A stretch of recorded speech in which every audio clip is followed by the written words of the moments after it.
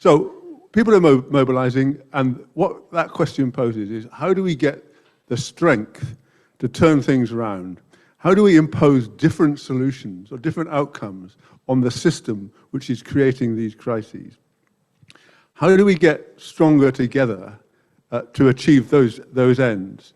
And that's what this meeting is about. How do we get common solutions to the energy and cost of living crisis and the climate change crisis? And we have two brilliant speakers who will help us understand those challenges and get some answers.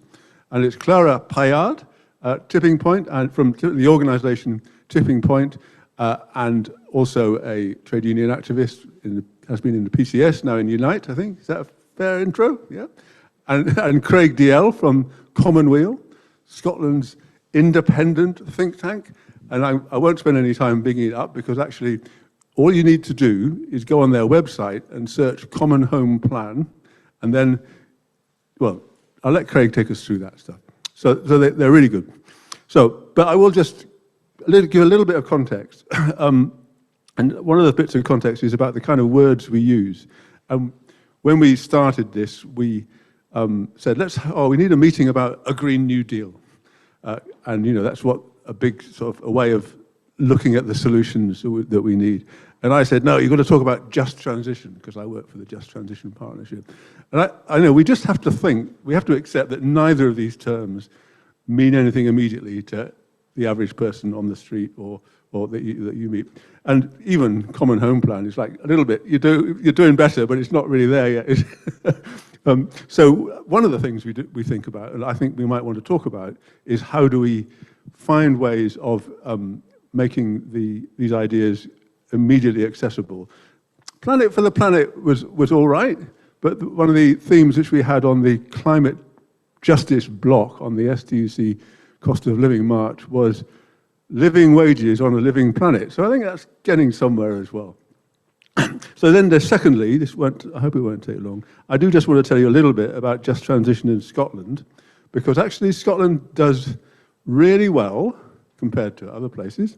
That doesn't mean just England, but compared to England as well, in building the linkages between the climate justice movement and the trade union movement. And that essentially is what the Just Transition Partnership has done at a sort of semi-bureaucratic level. I think we need to build them at the grassroots level as well. But basically it was set up by the Scottish Trade Union Congress and Friends of the Earth Scotland in 2016. And we've got Unite, Unison, PCS, UCU unions, I'm thinking CWU directly involved, and a number of other environmental organizations, and Weal, and the New Economics Foundation. And I think it's not an exaggeration to say that the fact that Just Transition runs through quite a lot of policy documents these days was originated in us pushing that out. I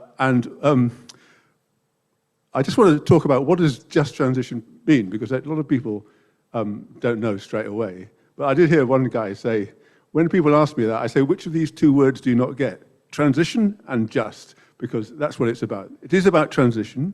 It is about getting to zero carbon. We kind of frame that often about hitting, making sure we actually do hit the targets which have been set by the government to do that. And it is about justice. And in the immediate term, it's about justice for workers. It's about ensuring that the people who are engaged in fossil fuels do not have to pay the price for moving away from fossil fuels. It's about protecting workers, their livelihood, their pay, and their conditions, and actually possibly even improving those things. But it's not just that is not a summary of what we mean by justice in this. It's about making the entire society better. If you're going to invest billions of pounds in changing the way we use energy and so on, let's do it in ways that actually fix some of the other problems in our society. Let's do it such that we improve employment rights. Let's do it in such a way that we bring to communities who haven't got work and who've been depressed by the economic system, get a lift up. So basically, coming back to the idea of transition, it's actually a transition to a better society which is zero carbon. I'm just going to say three things, and I know I'm sort of stealing time off the speakers, but just so you understand what we say, it's not what the Scottish government means when it talks about just transition, but we say the big question is, how do you do this? It's about how do you arrange the investment in all those different sectors and all those different ways which make that change happen. we say that to do that, you need a much greater level of public ownership of the energy system and other systems. The market-led system, which is supposed to be delivering you low carbon, is not working. And lastly, we say plan it. You have to make a plan and you have to make that happen. And the last thing I'll say is we have to think through not just how you get public policy behind the plan, not just you get the sort of the transport budget of the Scottish government behind the plan, you've got to get corporations behind it. How do you insist that every big company in Scotland joins in this effort? That's enough from me, too much probably. I'm going to pass over to Clara, who's going to, yeah, well, you were expecting to speak. Okay, who's going to talk to us about basically the politics of the situation we're in and maybe draw on lots of your excellent experience in building those links between climate justice activists and trade unions. Thank you. Thank you. Good evening. Yeah, good evening. Thank you to the Edinburgh Climate Justice Coalition for inviting me and to all of you for being here tonight in person, but also online. Matthew slightly introduced me as a member of Unite the Union and Tipping Point UK. We support grassroots groups working on climate justice, but also race equality groups, housing and tenants groups, health groups, and trying to build those links. But I'm one of the coordinators of the Liverpool Climate Justice Coalition. And in my previous life, until I was made redundant last year from the Liverpool Museum, I was a PCS rep for 15 years, branch secretary chair, but also a green rep. So trying to organize workers and climate campaigners for quite a long time.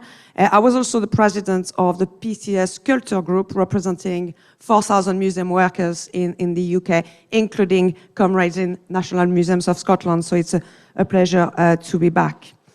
But yeah, the reason I'm just giving you a bit more background is because tonight I want to talk to you about the absolute urgency of linking the different movements bubbling up across the UK at the moment. So in response to multiple crises we face, I know that the climate justice movement in Scotland have been ahead of the curve, collaborating with trade unions and community groups, including in the build-up of COP26 in Glasgow last year.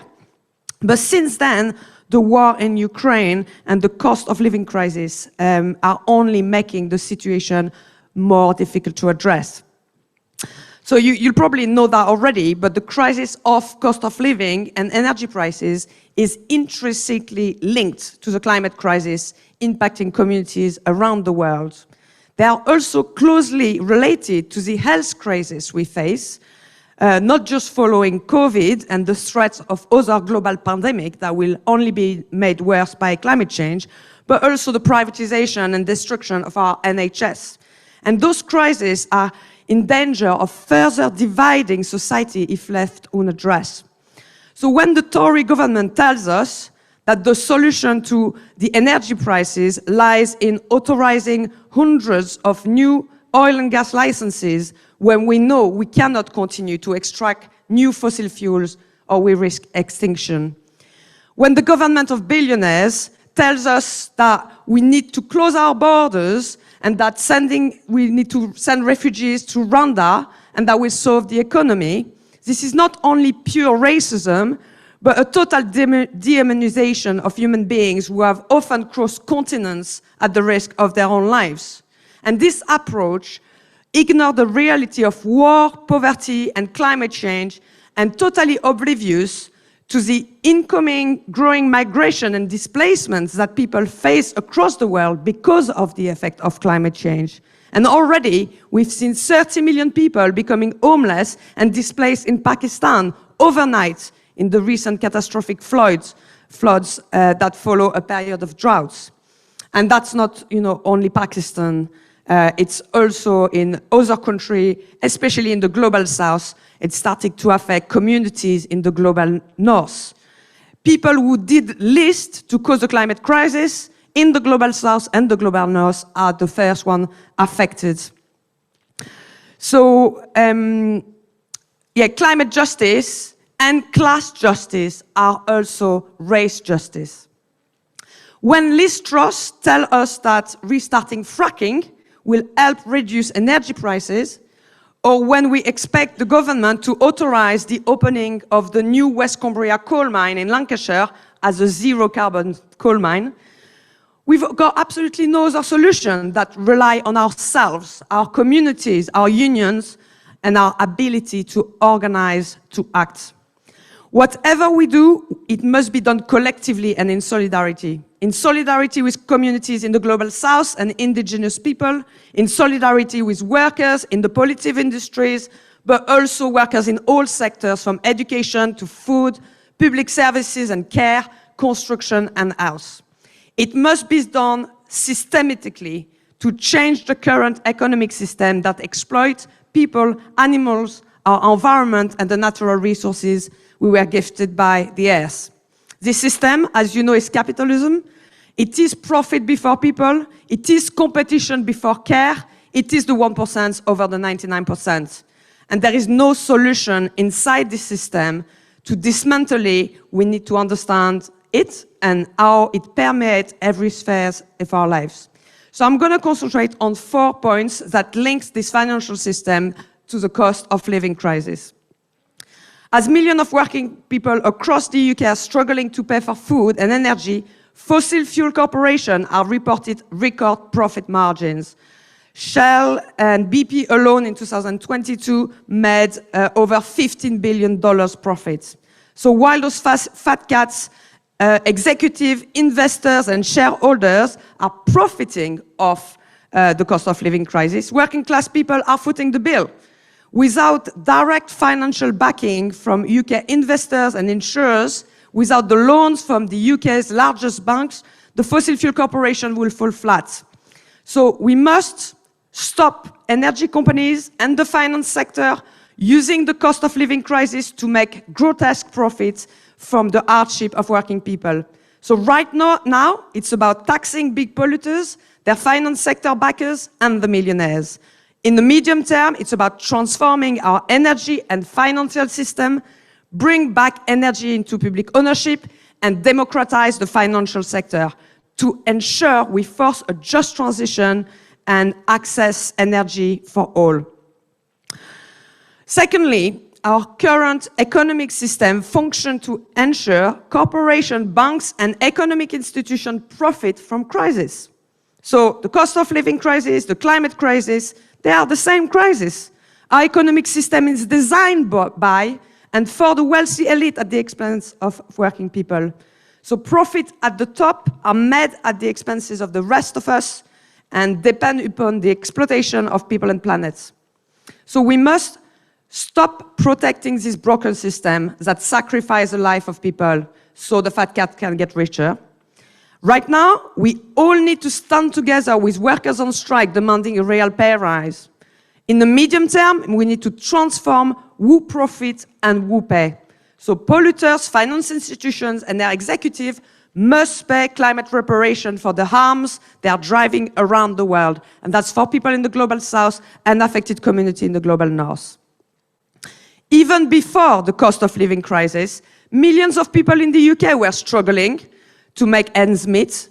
This has been caused by decades of government cuts to our communities and ruthless exploitation by companies, fuel poverty, poor home insulation, higher rate of disability, greater reliance on public transport, and dense inner city overcrowding, just to name a few, are all factors which mean those who contribute least to climate change, as well as the cost of living crisis, are impacted most by their effects.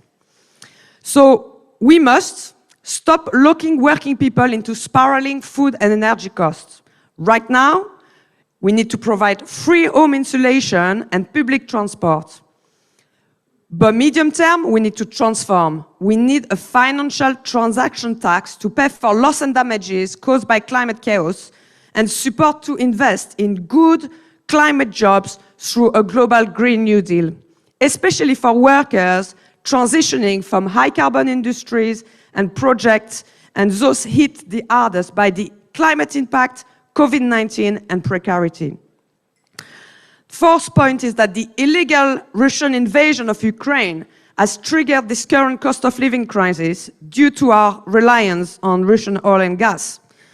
While they've been called to increase our UK domestic supply of fossil fuel to counter this, further investment in fossil fuel infrastructure domestically doesn't solve it, but rather makes things worse. The current cost of living crisis has been exacerbated by international crop failures, extreme weather events, and record rising heat. Increasing our carbon output will worsen those effects, both globally and within the UK. So we currently have an opportunity to demand our governments reinvest into an essential publicly owned renewable energy sector and stop fossil finance corporations in their track. So we must stop. Climate justice means keeping fossil fuel in the ground. To keep below 1.5 degrees. It may already be too late.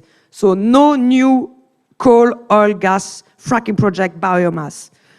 Right now, banks, insurers, and other private financiers must stop financing, supporting, and profiting from fossil fuel extraction.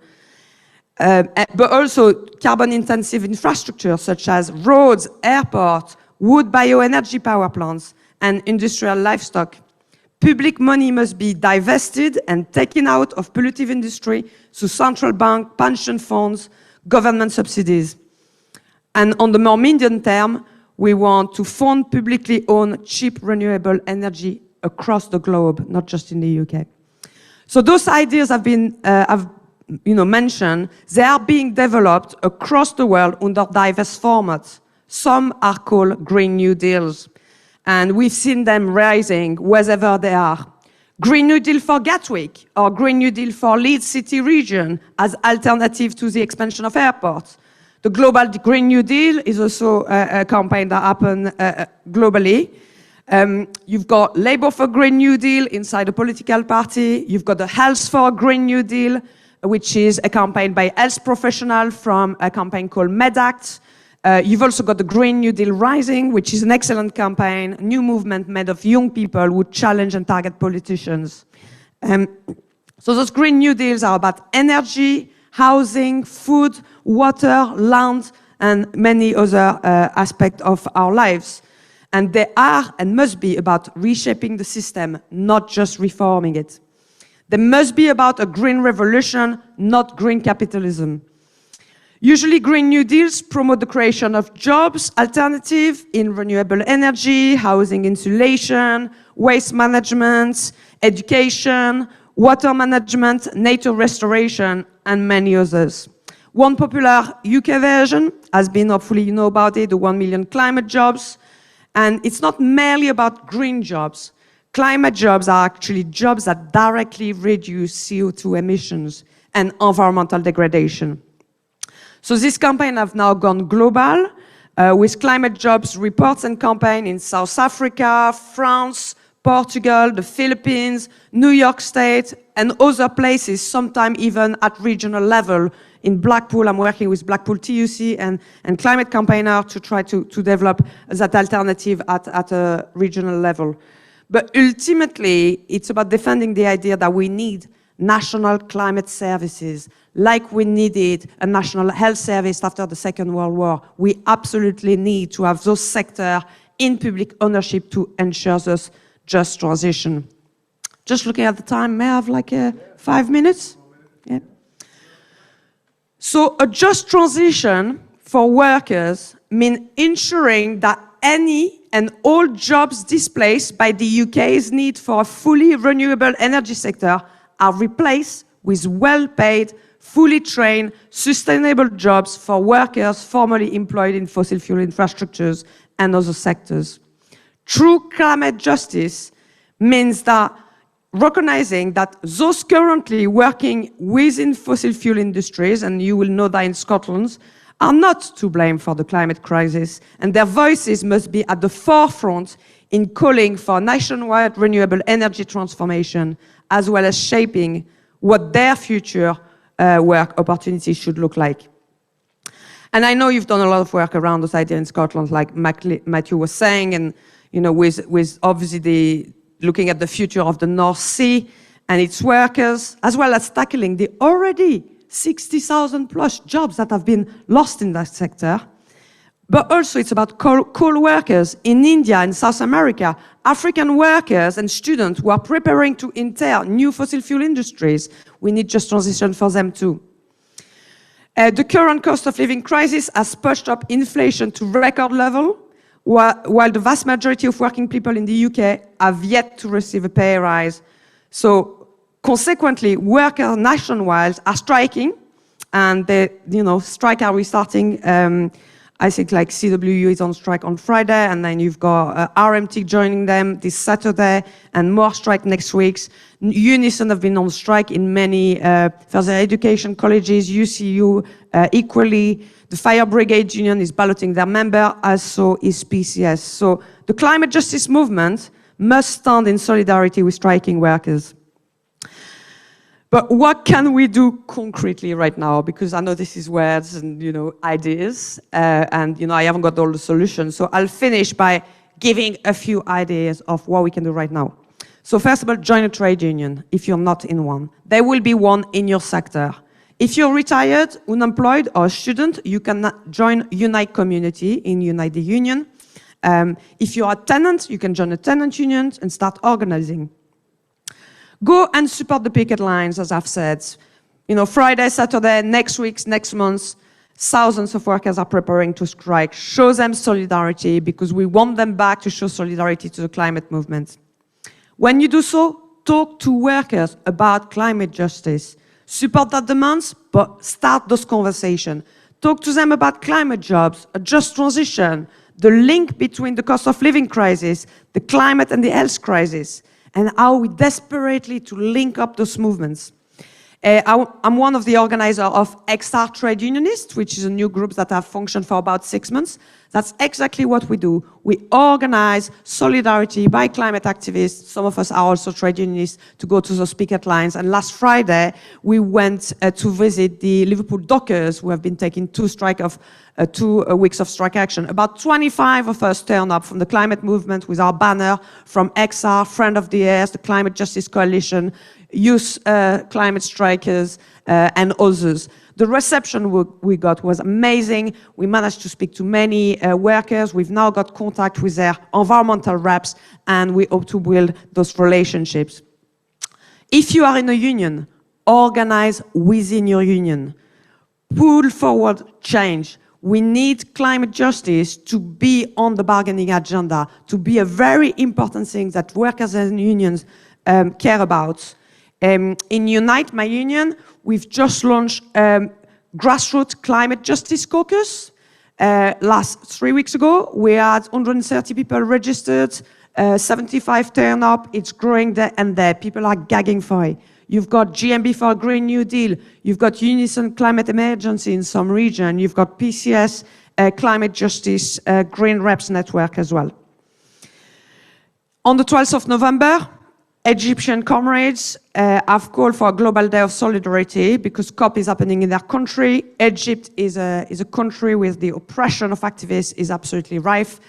Most activists have actually been put in jail since the Arab Springs a decade ago, and they are calling a boycott of COP27, although some groups may go there. It's about showing this solidarity, and the Climate Justice Coalition nationally is encouraging each region and nation to have maybe like at least one big mobilization. So I think that's going to be in Edinburgh this time, not Glasgow, and in the Northwest we'll all be going to Blackpool. Organize with groups like Common Weal and the Climate Jobs Campaign to build alternative, because we don't want to just be about what we're against, but what we are for. And that gives people hope. My final advice is equally as important. Care for yourselves and care for others. Because without that care, we won't last in our struggle. We'll burn out, we'll be in despair. Only humanity, love, and solidarity can sustain our struggle. And this is like probably one of the most important battles of our life. So we're going to need that energy and continuing. And thank you very much for that. Okay.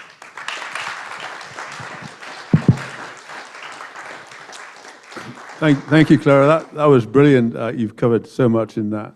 And so I'm not going to even attempt to recap it. Raised lots of issues which many of us might want to talk about or ask about. We'll have a space for that after the next speaker. And just before I introduce Craig, I just sort of connect the two sort of the contributions with a quote I heard on an international call last weekend. There was a guy from Norway said, in this struggle, we're moving from having to work on the power of the argument to the argument of power. And the power of the argument is like winning people around to the idea we've got a problem, we've got to fix it. The argument of power is how do we have the power to make sure we actually do fix it. And so when you go to those places that Clara suggested we go to talk to people about climate justice, you're going to want to know some of the answers. You're going to want to know when somebody says, how am I going to heat my house? How am I going to get to work, etc. And that's where the work that Craig and Commonweal have done, Common Home Plan, no more of an introduction is needed than that. Here we go, Craig.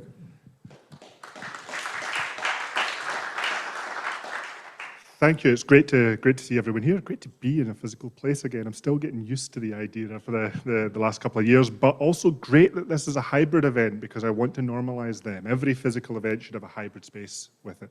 And the reason for that, you'll find out as I talk. Now, a bit of history on the Commonweal Common Home Plan. It was published in November 2019, so just at the end of the before times. It is, as far as we can tell, the first and still only fully comprehensive Green New Deal plan that exists on a national scale. 3 years on, I was hoping that I would be able to say, would no longer be able to say the only. There are a couple of countries getting there. I think Bhutan's starting to get ready to publish one. The stuff that Joe Biden's doing in America isn't a Green New Deal, but it's closer than it's ever been before, but we're still not there. And this is a worry. I don't know how many of you remember the IPCC report from last year. How many of you read it? I'm not surprised, it was 20,000 pages long. Even I skimmed it. And that's part of the problem. This is such a large problem, is how do you get that into a policymaker's head to be able to get their head around everything that has to happen. But one lesson came out of that report. It said that your government's targets are too low, their plan to meet that target is too low, and the actual actions they are taking to meet their plan are not enough. So most of the countries in the world are signed up to the Paris Accord that says we have to limit global warming to 1.5°C. What we found out from COP26 was that if every government pulls together their promises of what they'll do, we'll hit 2.4°C, which is above the catastrophic 2-degree limit. And that's if every single politician actually meets the promises they made at COP26. And how often do politicians meet their promises? So we need to do better on every scale. And this is part of the thing that we're trying to get across with the Common Home Plan, with the Green New Deal, is a lot of the rhetoric we're seeing, while well-meaning, a lot of the policies we're seeing, while a step forward, are still never enough. And that's what I'm going to frame my talk around today. We see this phrase everywhere, this net zero phrase, as the world-leading targets, as the Scottish Government is apt to say. But what does net zero actually mean? Net zero is not a Green New Deal. The Scottish Government target is net zero by 2045. What that actually means is Scotland will continue to emit pollution until 2045, and then we will continue to emit pollution past 2045, but we'll be doing things that mitigate against it. We will be doing carbon capture or other magic tricks to wipe the balance sheet clean. What we won't be doing is going actually carbon zero or even carbon negative. And what we won't be doing is addressing the historical impact that Scotland has had, because we have to remember that the richest 10% of the planet, which includes us, is responsible for more than half of global pollution. So we have a historical debt that we need to address. We also have to realize that this is not just about carbon. Carbon's a big part of this, but there are multiple crises crashing down on us all at once. plastic pollution, pollution in the oceans, soil erosion. We've got the psychological pollution of our society and the way it runs that bears down on us as well. A Green New Deal tries to correct all of that. Entire book, but I do want to pick out a few things in it. So first, energy, because that is one of the big things. What does energy look like in a net zero Scotland? Net zero says that the energy that Scotland produces, or our country produces, will be largely, but not necessarily completely renewable. Even before Liz Truss came along and started promising fracking in coal mines. Can anyone tell me what the UK target was for the cessation, the stopping of production of oil from the UK? There isn't one. Even the Net Zero 2050 plan of the UK still said we'll be producing just about as much as oil as we are right now. Anyone know what the Scottish Government's target is for stopping production of oil and gas? There isn't one. The Scottish Government is also still planning to produce oil and gas in this net zero world. If we do completely electrify all of Scotland's energy demands, I mean, you might have seen that Scotland is almost completely renewable when it comes to our electricity. Electricity is only about a quarter of our energy demand. Transport makes up about a quarter, heating makes up about half. So if all we do is replace all of our petrol cars with electric cars, and all of our heating with electric heating, and we don't change anything about the demand on that energy, then we need to quadruple the amount of electricity that we produce. The national grid can't take that. It's going to take a massive investment in grid reinforcement and changing to be able to sustain that. As I say, net zero still allows the production of carbon so long as you wipe the balance sheet, either by selling carbon credits to someone. We have big problems in Scotland now with massively increasing land prices because people are buying up land in Scotland so they can plant trees and sell carbon credits. Or in some cases, they're buying up the land so that they can promise not to cut down a tree that's already there and then sell a carbon credit. And if you complain about it, well, they start looking at their axe. Are you sure? Or we start going down the carbon capture route. Carbon capture has never been proven to work. It's a massive money sink, and it's a really good way of transferring public subsidies into someone else's pocket, but it doesn't trap much carbon. So what does energy look like in a Green New Deal world? Well, we have to address that technical challenge of how we produce electricity and our energy, not just looking at the carbon footprint. We are going to have to look at how we reduce our demand on energy. I mean, we're literally burning money through the roofs of our houses in winter. That can't go on. I'll get onto housing in a little bit. There's a massive gap right now in energy storage. There are people working on how do we store energy through battery technology. Scotland's already quite good at pumped hydro and other hydro schemes, although there's not much scope for expanding that in Scotland for various reasons. One thing that Denmark is doing really well is producing heat through solar thermal panels rather than solar photovoltaic, using it to heat up reservoirs that are covered over. So you use the summer sun to heat up these reservoirs, store the heat into the winter, and then use that to heat homes through the winter. This is something that Scotland could do very well at. One thing that we're quite cagey about in the Common Home Plan, we've become even more cagey since publishing it, is the promise of hydrogen. You might be following the pilot project that's just starting in Fife that will involve piping hydrogen into folks' homes the way methane currently is. I refuse to call it natural gas anything anymore. Burning methane in a home is probably the worst way to use hydrogen. It's got much better uses in things like steel production, a little bit in transport, a little bit in energy storage. And do not fall for the fossil fuels propaganda around blue hydrogen, or what the Scottish Government now calls low carbon hydrogen, which is basically just methane with extra steps. In fact, done badly, it can produce a greater greenhouse impact than burning methane. Housing. How many of you remember waking up in the winter and seeing frost in the inside of your windows? How many of you still do? Global warming aside, meaning we don't get ice anymore. But that is the sign of a badly built house or a badly maintained house. Sorry if you own that house and it's your fault. We'll blame it on your landlord.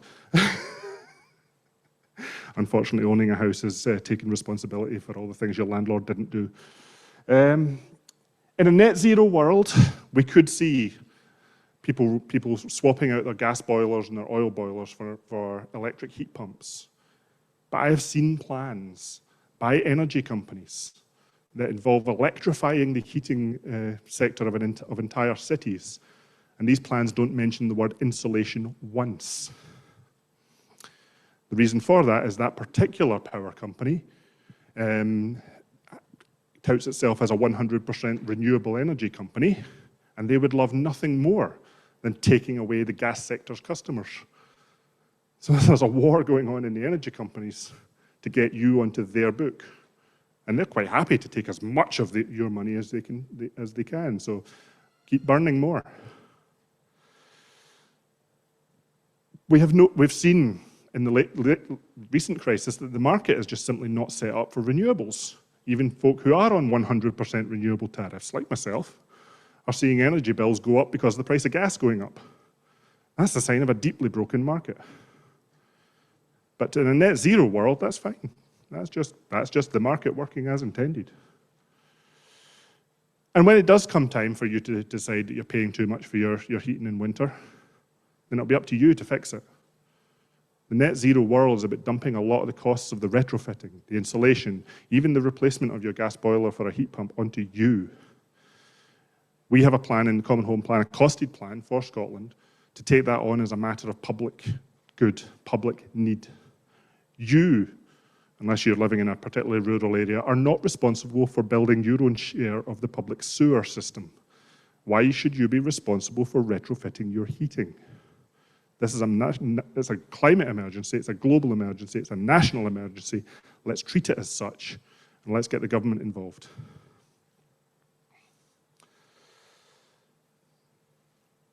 In a Green New Deal world, we'll be building houses that are fit for purpose. It is perfectly possible to build houses that, because of their design alone, would cut your heating bill by 90%. There's currently a bill going through the Scottish Parliament being championed by Alex Rowley, the Labour MSP, to make building standards say that the minimum energy efficiency should be passive house or equivalent. Why isn't it already? The reason is, it would cost the developers about £10,000 more per house to build a house at this standard, and they can just pocket that. It'll cost you at least £25,000 to take that insufficient house and retrofit it up to that standard. So instead of them paying £10,000, you're having to pay £25,000. Every single house that we do not build at passive house standard, we will have to retrofit at some point before 2045 if we want to meet our climate targets. There's a house being built in my village right now that, honestly, if you were to go down a checklist of climate adaptations, I swear the developer looks as if they're trying intentionally to not check any of them. And that's just unacceptable. And this is just a legislative issue. The Scottish Parliament could fix that very, very quickly. So I really hope I'm really rooting for this bill to get some support. Contact your MSP and tell them to support it. We also want to see more of a collective issue around heating. So something that Europe does very, very well and the UK does almost none of is district heating. You have your electricity piped to you through a wire. You have your water piped through you. Why not your heat?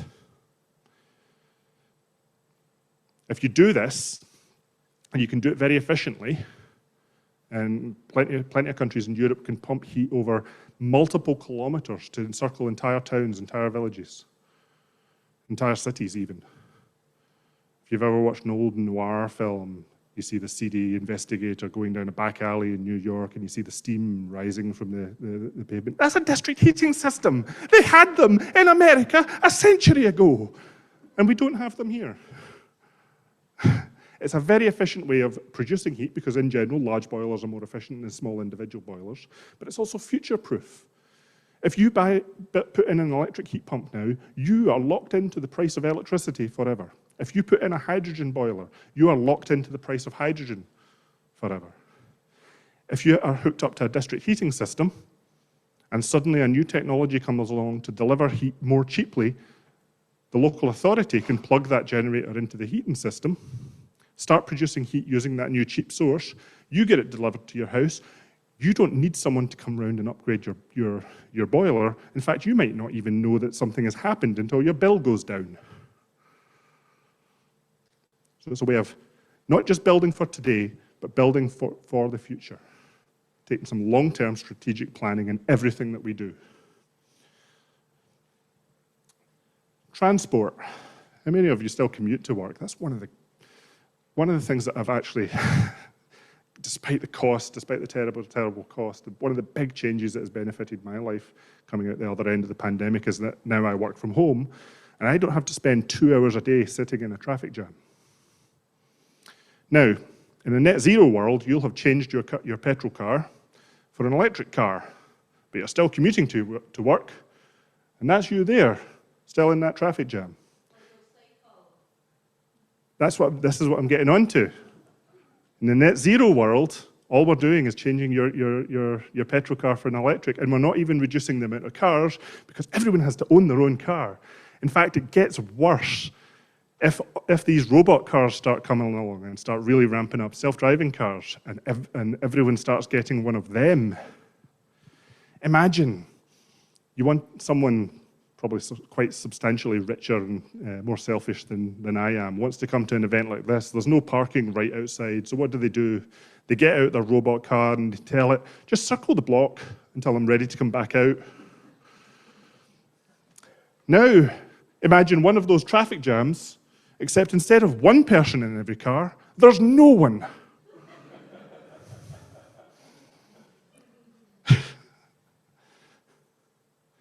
And anyway, not all cars, not all houses are suitable for electric cars. Mine isn't. I don't have a driveway. And the street outside my house is too small to put in charging points everywhere. And we've already seen in Scotland, there was a health and safety report published last year that was telling stories of people running multiple extension cords down the side of their tenement so they can charge their car.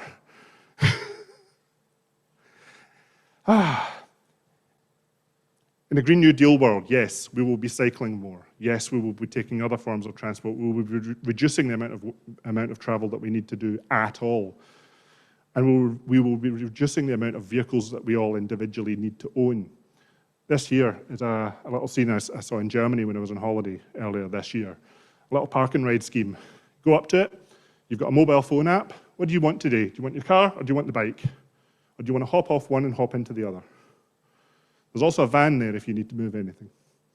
I would love to see local authorities start building up little modular kits.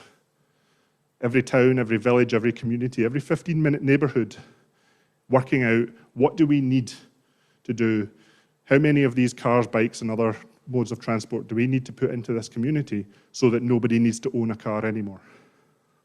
That's a Green New Deal world to me. Very, very quickly, Matthew, I need to talk about resources and our consumerist lifestyle.